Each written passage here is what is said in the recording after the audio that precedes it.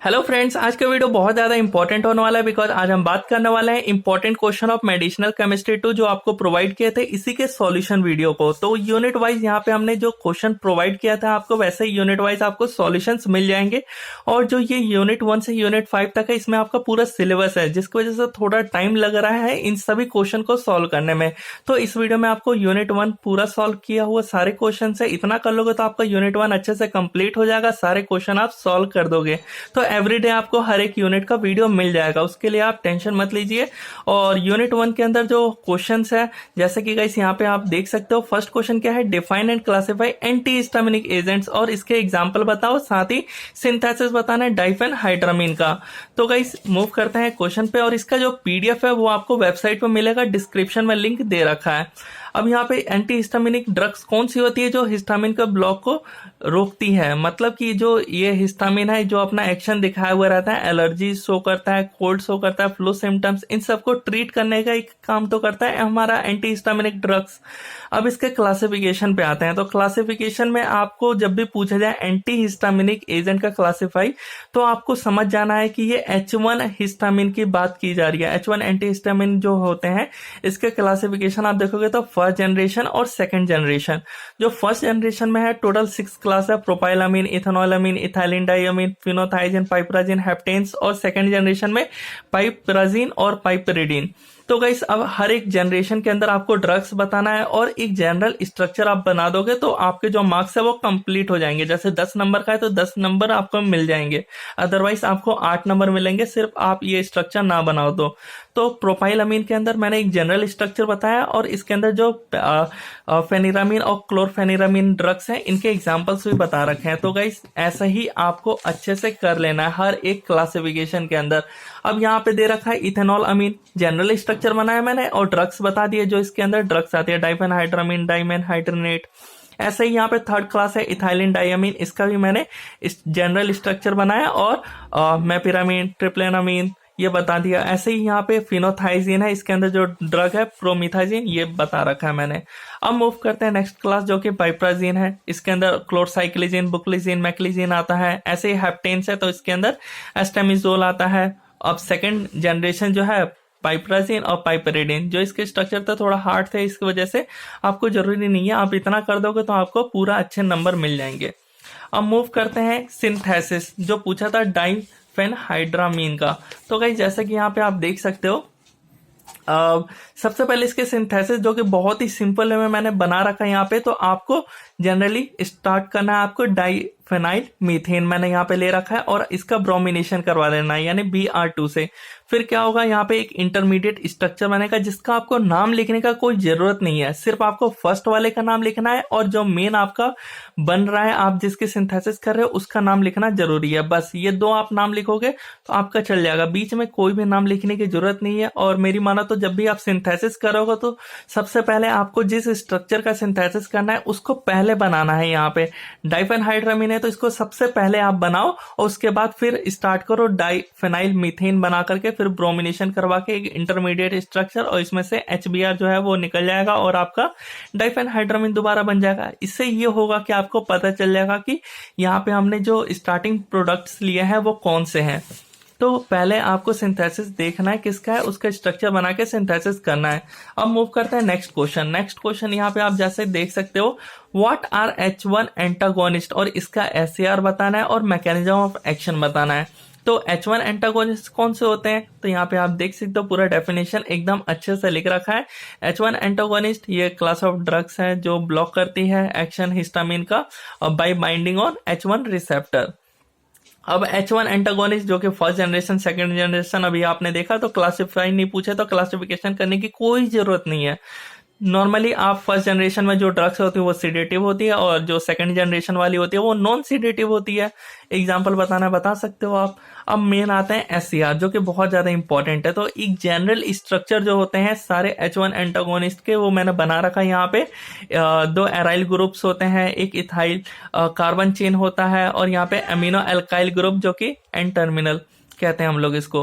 और यहाँ पे जो X होता है ना इसकी जगह पे कार्बन, ऑक्सीजन और नाइट्रोजन कुछ भी आ सकता है। और यहाँ पे जो AR लिखा है एराइल ग्रुप, यहाँ पे फिनाइल और हेट्रोसाइक्लिक कंपाउंड्स आ सकते हैं। हेट्रोसाइक्लिक आते हैं तो बहुत ज्यादा ये स्टेबल बन जाता है।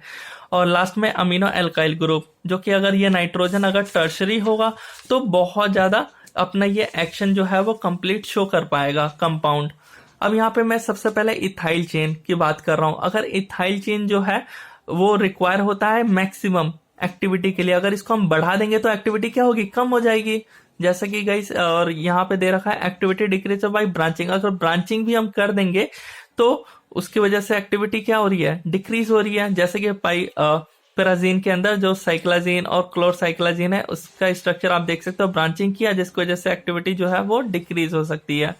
अब वैसे ही हम बात कर रहे हैं यहाँ पे नेचर ऑफ एराइल ग्रुप, जो आप AR यानी फिनाइल, नॉर्मली आपने देखा है कि फिनाइल ग्रुप लगता है। और गाइस जैसा कि यहाँ पे स्ट्रक्चर में एक फिनाइल ग्रुप गायब है, मैं बना देता हूँ यहाँ पे।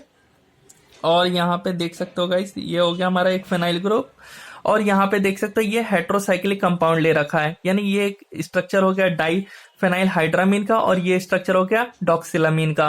तो गाइस ज्यादा स्टेबल कौन सा हुआ, ये वाला डॉक्सिलामीन, ड्यू टू हेट्रोसाइक्लिक कंपाउंड आकर के यहाँ पे अटैच हुआ है इसी वजह से। तो वही यहाँ पे पॉइंट्स में भी लिखा है, हेट्रोसाइक्लिक जो कंपाउंड्स होते हैं वो रिप्लेस अगर कर रहे हैं फिनाइल ग्रुप को तो वो एक्टिविटी उस कंपाउंड का बहुत ज्यादा हो जाएगा। अब यहाँ पे मूव करते हैं लास्ट पॉइंट जो इसका है एन टर्मिनल। तो मैंने जैसे कि आपको बताया था एन टर्मिनल अगर ये टर्शरी हुआ तो जो हमारा कंपाउंड है वो ज्यादा एक्शन दिखाएगा, यानी हाई पोटेंसी होगा। जैसे क्लोरसाइक्लाजीन के अंदर आप देख सकते हो 1 कार्बन 1 बॉन्ड 2 बॉन्ड और ये 3 बॉन्ड, जिसकी वजह से टर्शरी है ये नाइट्रोजन। अब यहाँ पे मैकेनिज्म ऑफ एक्शन की बात कर रहे हैं हम लोग H1 एंटागोनिस्ट की, कैसे ये अपना एक्शन जो है वो शो करते हैं। तो जो H1 एंटागोनिस्ट होते हैं ये ब्लॉक करते हैं action of histamine bye binding on H1 receptor.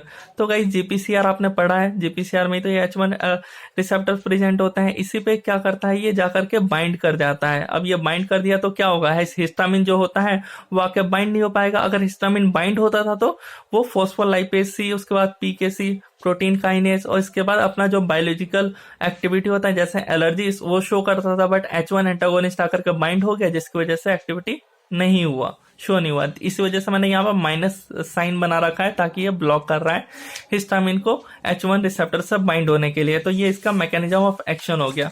अब मूव करते हैं नेक्स्ट क्वेश्चन की ओर। नेक्स्ट क्वेश्चन क्या पूछा है वो देखते हैं पहले। थर्ड क्वेश्चन है सिंथेसिस ऑफ डाइफेनहाइड्रामीन हाइड्रोक्लोराइड, जो कि अभी हमने देखा है, और प्रोमिथाजीन और ट्रिप्लोलिडीन का।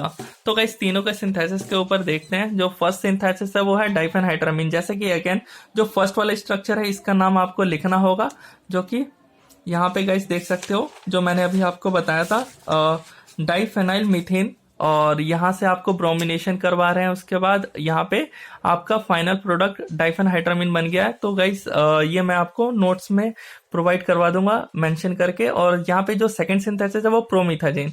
अब यहाँ पे प्रोमिथाजीन है तो यहाँ पे सबसे पहले मैंने प्रोडक्ट लिया है डाइफेनाइल अमीन। डाइफेनाइल अमीन से इसका हमने जो सल्फर है इसके साथ रिएक्शन करवा दिया इन प्रेजेंस ऑफ आयोडीन और AlCl3 एल्युमिनियम क्लोराइड। तो इसके बाद एक इंटरमीडिएट स्ट्रक्चर बना जैसे कि यहाँ पे आप देख सकते हो। और यहाँ पे इसके बाद हमने NaNH2 से रिएक्शन करवाया जिसकी वजह से, और एक इंटरमीडिएट स्ट्रक्चर से इसका रिएक्ट करवाया और ये फाइनली हमारा प्रोमिथाजीन बन चुका है। तो गाइस इस टाइप से ये बहुत ही सिंपल सिंथेसिस है। और बीच में आपको इन सब का नाम लिखने का अगेन बता रहा हूँ कोई जरूरत नहीं है, आपको सिंपली एक इंटरमीडिएट स्ट्रक्चर बना सकते हो और उसके बाद फाइनल प्रोडक्ट आप बना लीजिए। नंबर इसके नहीं कटने वाले हैं। ऐसे ही लास्ट है ट्रिप्टोलिडीन। ट्रिप्टोलिडीन का इसके अंदर आपको सबसे पहले हमने प्रोडक्ट लिया है वो 4-मिथाइल एसिटोफिनोन से बना रहे हैं, और फॉर्मेल्डिहाइड और पायरोलिडीन, जो कि 5 कार्बन कंपाउंड होता है, रिंग होता है ये, और इसमें एक नाइट्रोजन प्रेजेंट होता है। अब इसका मैनेज कंडेंसेशन करते हैं तो फिर यहाँ पे एडिशन और हाइड्रोलिसिस होता है और एक इंटरमीडिएट स्ट्रक्चर फॉर्म होता है। उसके बाद डिहाइड्रेशन होता है और उसके बाद हमारा फाइनली ट्रिप्टोलिडीन बन जाता है, ट्रिप्टोलिडीन। अब यहाँ पे नेक्स्ट हम मूव करते हैं जो कि फोर्थ क्वेश्चन है। फोर्थ क्वेश्चन में पूछा है यहाँ पे सिमेट्रिडीन का सिंथेसिस बताने को। तो गाइस बनाते हैं इसका सिंथेसिस कैसे होगा। तो इसके लिए हमने सिंपल स्ट्रक्चर यूज किया है, जैसे यहाँ पे आप देख सकते हो इथाइल 5-मिथाइल इमिडाजोल कार्बोक्सिलेट। तो इसको हमने सब प्राइमरी एक लिया है इंटरमीडिएट प्रोडक्ट जिसकी वजह से हम बना रहे हैं। और यहाँ पे LiAlH4 से हमने इसका रिएक्शन करवाया जिसकी वजह से एक इंटरमीडिएट प्रोडक्ट बना। उसके बाद अगेन हमने इसका रिएक्ट करवाया। उसके बाद ये फाइनली जैसा कि गाइस यहाँ पे आप देख सकते हो इंटरमीडिएट स्ट्रक्चर बना, उसके बाद फिर इसका हमने रिएक्शन करवाया और यहाँ पे गाइस आप देख सकते हो फाइनली ये आपको नोट्स में मिल जाएगा सिमेट्रिडीन। तो गाइस यहाँ पे लिखा नहीं है मैंने, लिखना इंपॉर्टेंट है कि आपका जो कंपाउंड है, और गाइस समझाने में थोड़ा ज़्यादा टाइम लग जाएगा, इसी वजह से मैं थोड़ा सा फास्ट आपको बताने की कोशिश कर रहा हूँ। और ये सब मैंने आपको वीडियोस में कवर अप ऑलरेडी कर रखा है। और यहाँ पे एक लास्ट क्वेश्चन जो कि 6th वाला है, 6th से पहले एक 5th क्वेश्चन है जिसमें पूछा गया है define anti neoplastic agents. So guys, और यहाँ पे एंटी नियोप्लास्टिक एजेंट्स का डिफाइन करने के बाद इसका क्लासिफिकेशन भी पूछा गया है और साथ में मैकेनिज्म ऑफ एक्शन पूछा है एल्काइलेटिंग एजेंट्स और mechanism of action anti cancer antibiotics का। तो ये सब हमने कवर अप कर रखा है और एंटीबायोटिक के अलावा भी और भी मैकेनिज्म आते हैं तो उनको भी मैंने करवा रखा है। तो गाइस यहाँ पे आप जैसे कि देख सकते हो एंटी नियोप्लास्टिक एजेंट्स, एंड ये कौन से ड्रग्स होते हैं आपको मालूम है, जो कैंसर को ट्रीट करते हैं। अब यहाँ पे गाइस देख लेते हैं हम लोग कि इनका काम क्या होता है। तो ये जनरली डिस्ट्रॉय करते हैं कैंसर सेल। अब कैंसर सेल कौन से होते हैं, जो ट्यूमर सेल होते हैं जो एक्सेसिव ग्रोथ करते हैं, उनको क्या करते हैं, ये डिस्ट्रॉय करने का काम करते हैं। कैसे करेंगे वो भी आपको बताऊंगा, डीएनए का मैनिपुलेशन करके। तो गाइस यहाँ पे और कुछ इनका साइड इफेक्ट्स भी होता है, वो भी लिख रखा है मैंने, माउथ अल्सर, नोजिया। तो गाइस ये आप देख लो और इसका क्लासिफिकेशन पे आते हैं मेन।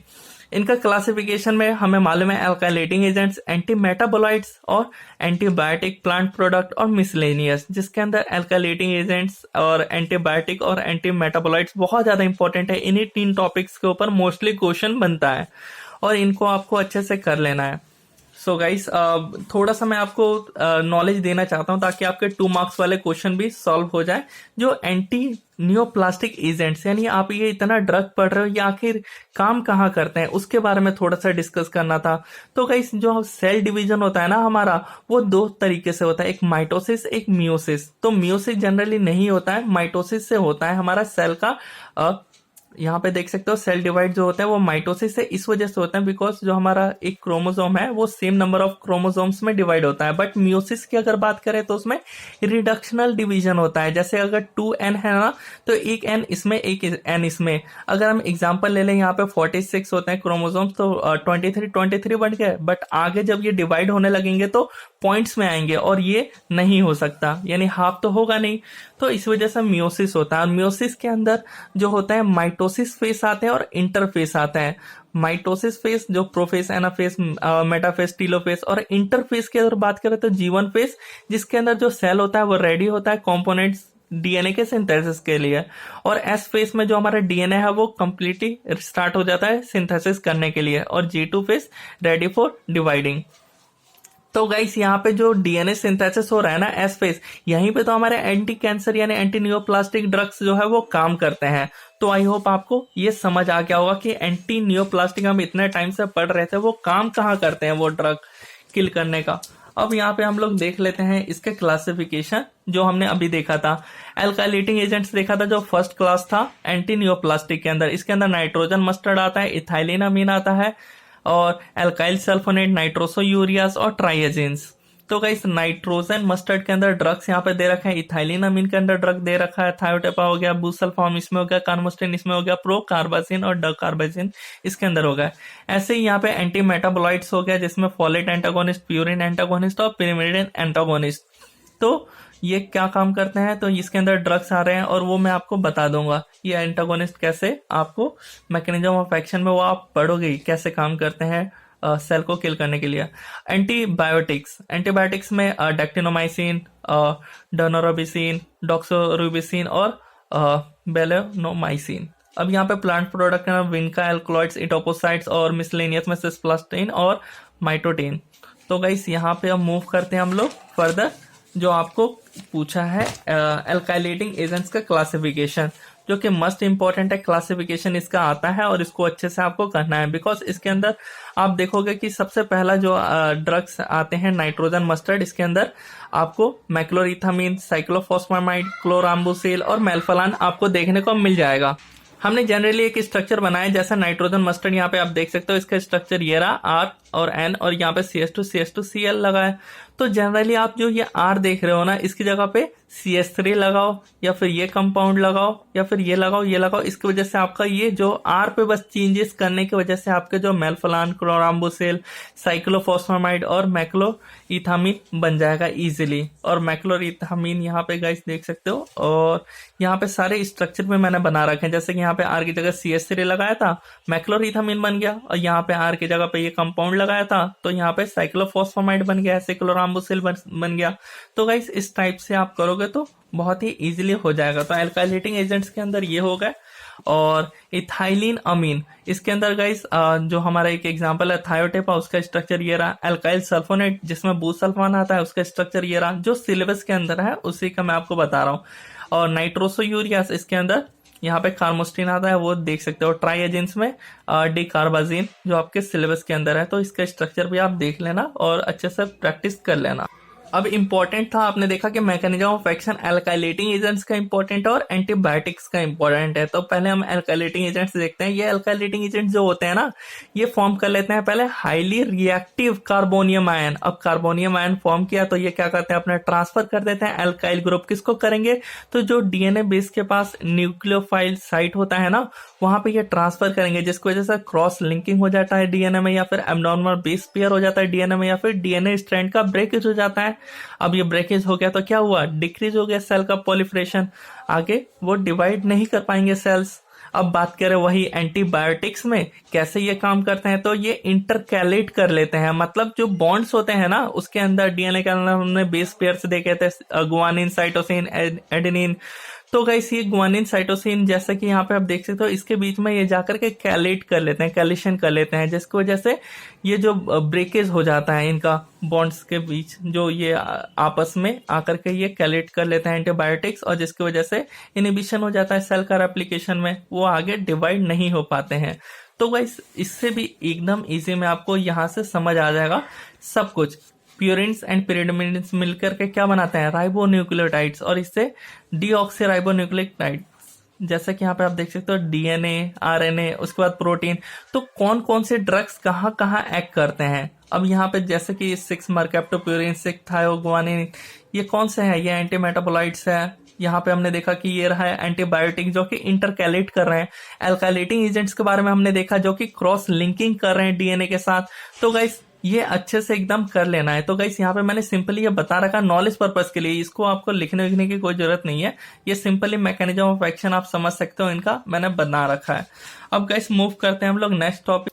और गाइस ये एसएआर इसका कभी कभार समटाइम्स पूछा गया, इस वजह से इसको भी मैं यहाँ पे शो कर देता हूँ कि एसएआर नाइट्रोजन मस्टर्ड यानी एल्काइलेटिंग एजेंट्स के अंदर आता है। तो आपको एटलीस्ट कुछ नहीं तो इतना तो आपको पता होना ही चाहिए।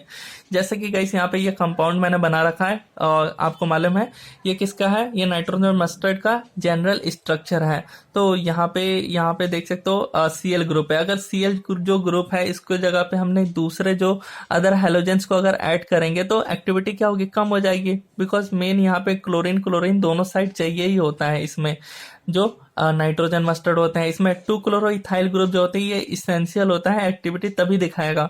ज्यादा होंगे तो वही होगा, फिर डिक्रीज हो जाएगा या फिर एबॉलिश भी हो सकता है। और इथाइल चेन जो है मोस्ट इंपॉर्टेंट है बेस्ट एक्टिविटी के लिए। और यहाँ पे बात करें अगर N, तो due to substitution nucleophile and undergo cyclization, जिसकी वजह से इथाइल चेन और कार्बोनियन आयन जो होता है वो फॉर्म करते हैं और जो डीएनए पे अटैक करते हैं। तो N का इंपॉर्टेंट रोल है यहाँ पे। और यहाँ पे R की जगह पे यहाँ पे दे रखा है मिथाइल ग्रुप हो सकता है, या फिर फिनाइल सब्सटीट्यूशन, या पायरिमिडीन हो गया, या फिर फिनाइल एलानिन हो गया। इसकी वजह से क्या आता है कि इनका जो एक्टिविटी है वो इम्प्रूव हो जाता है, यानी ये ज्यादा स्टेबल होते हैं और ज्यादा इफेक्टिव होते हैं, जिसकी वजह से इसकी एक्टिविटी जो होती है वो बढ़ जाती है। सो यही चीज मैंने यहाँ पे डेफिनेशन फॉर्म में भी लिख रखा है, जो भी आपको मैंने अभी बताया। तो इसको आपको मैं पीडीएफ में ही डाल दूंगा, उसके लिए आपको डोंट वरी। सो गाइस सिर्फ 2 क्वेश्चन और बच चुके हैं। एक तो 6th वाला, जैसा कि यहाँ पे मर्केप्टोप्यूरिन, मीथोट्राइजेट, मैक्लोइथामीन का सिंथेसिस पूछा है, और एक बच गया प्रोटॉन पंप इनहिबिटर, वो भी जल्दी से कवर अप कर लेते हैं। मर्केप्टोप्यूरिन, इसके अंदर सबसे पहले हम लोग पायरिमिडीन, इमिडाजोल ग्रुप ले लेते हैं, और इससे हमने POCl3 और पायरिडीन से हमने रिएक्शन करवाया, जिसकी वजह से यहाँ पे एक इंटरमीडिएट स्ट्रक्चर बना, और इसको हमने रिएक्ट करवाया NaCN से, जिसकी वजह से यहाँ पे जो आप क्लोरीन दिख रहे हो इसकी जगह पे HCN आकर के अटैच हो जाता है, और NaCl जो होता है वो निकल जाता है। इसका फिर H2O यानी वाटर निकल गया, जिसकी वजह से यहाँ पे 6 मरकैप्टोप्यूरिन बन गया। और यहाँ पे गाइस देख सकते हो यहाँ पे सबसे पहले जैसे कि आपको बताया था मैंने, मरकैप्टोप्यूरिन आ गया सिंथेसिस। सबसे पहले आपको ये स्ट्रक्चर बनाना है, इस स्ट्रक्चर को बनाओगे तभी तो आपको पता चलेगा जो आपने इनिशियल प्रोडक्ट लिया है वो हमारा पायरिमिडिन इमिडाजोल है, क्योंकि सेम इसी के जैसे दिखेगा। वैसे ही यहाँ पे मीथोट्रेक्सेट में भी है, तो मीथोट्रेक्सेट में भी आपको यहाँ पे गाइस देखो, सबसे पहले यहाँ पे मैंने लिया है पायरिमिडिन 2456 टेट्रा अमीन। जैसे कि यहाँ पे आप देख सकते हो, इसका हमने 2,3 डाइब्रोमोप्रोपेनॉल और मिथाइल बेंजोइल ग्लूटामेट से रिएक्शन करवा दिया in presence of barium chloride और H2NaOH का इस वजह से यूज किया बिकॉज साइक्लाइजेशन के लिए। यहाँ पे आप देख रहे हो, यहाँ पे साइक्लाइजेशन करवाना है हमें, इसकी वजह से इसका हमने यूज किया, और CH3COH I2KI का। तो गाइस जिसकी वजह से हमारा फाइनल प्रोडक्ट मीथोट्रेक्सेट बन चुका है। और गाइस ये सबसे इजी सिंथेसिस थी, इस वजह से मैंने आपको बताया, और इतना आप लिख दोगे तो आपके फुल मार्क्स आ जाएंगे। और एक और सिंथेसिस बच गई जो कि है मैक्लोर इथामीन का। इसके अंदर हमने इथाइलिन इपॉक्साइड का 2 कंपाउंड्स लिया है और मिथाइल अमीन लिया है, जिसकी वजह से हमारा नॉर्मली बन गया मैक्लोर इथामीन एक इंटरमीडिएट स्ट्रक्चर। फिर SOCl से करवा देंगे बिकॉज लास्ट में क्लोरीन एटॉम होता है नाइट्रो से यूरियास के अंदर। तो इसके अंदर मैक्लोइथामीन हमारा फॉर्म हो चुका है, और ये उतना ज्यादा इंपॉर्टेंट नहीं है बिकॉज ज्यादा इंपॉर्टेंट मीथोट्रेक्सेट थे और मरकैप्टोप्यूरिन था। अब ये जो लास्ट बच गया है वो भी हम डिस्कस कर लेते हैं। सो गाइस थोड़ा सा मुझे डिस्कस करना था, जो मीथोट्रेक्सेट होता है वो किसके अंदर आता है, तो फोलेट एंटागोनिस्ट, यानी जो फोलिक एसिड बन रहा है इसको ये इनहिबिट करने का काम करेगा। ऐसे ही प्यूरिन एंटागोनिस्ट में मरकैप्टोप्यूरिन आता है, ऐसे ही pyrimidine एंटागोनिस्ट में यहाँ पे 5-फ्लोरोयूरासिल आता है। तो गाइस ये अपनी अपनी जगह पे काम करते हैं, इनहिबिट करते हैं, जिसकी वजह से न्यूक्लियोसाइड नहीं प्रॉपर हो पाता, और फिर न्यूक्लियोटाइड नहीं और DNA भी नहीं, तो फर्दर प्रोसेस नहीं होगा और जो हमारा सेल है वो डिवाइड नहीं हो पाएगा। तो ये थी इनका mechanism of action. So guys और लास्ट क्वेश्चन यहाँ पे पूछा हुआ था प्रोटॉन पंप इनहिबिटर का मैकेनिज्म। तो गाइस प्रोटॉन पंप इनहिबिटर्स जो कि डायरेक्टली एक्ट करते हैं हमारे प्रोटॉन पंप पे, ये इधर उधर कहीं नहीं जाएंगे, डायरेक्ट इस पे ये एक्ट करते हैं। बिकॉज जो अब यहाँ पे समझिए सबसे पहले कि जो हमारा गैस्ट्रिन एसिड होता है वो सीक्रेट होता है कहाँ से, वो हमारे पैराइटल सेल, जो कि स्टमक का ये लेयर देख रहे हो ना, यहीं से पैराइटल सेल प्रेजेंट होते हैं और वही ये एसिड को रिलीज करते हैं। तो जो हमारा कोलिनसिस्टोकाइनेज है इस पे गैस्ट्रिन आकर के बाइंड होगा और फिर ये होगा, तो हमारे जो प्रोटॉन पंप इनहिबिटर्स होते हैं ना वो डायरेक्टली इसी पे एक्ट करते हैं।